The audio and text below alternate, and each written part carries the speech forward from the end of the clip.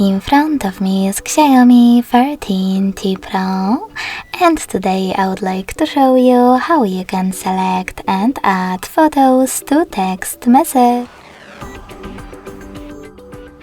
Begin by opening Messages app and selecting or creating a chat.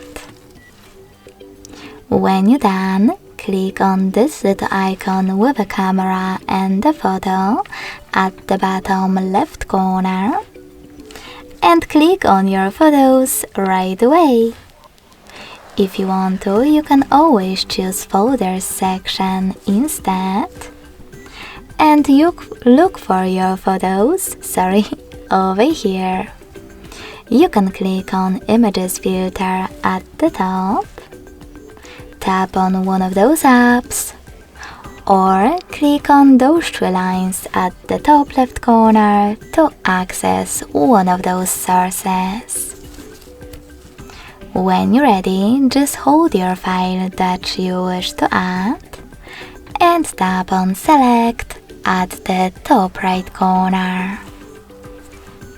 Thanks so much for watching. If you enjoyed this video, don't forget to leave a like, comment and subscribe.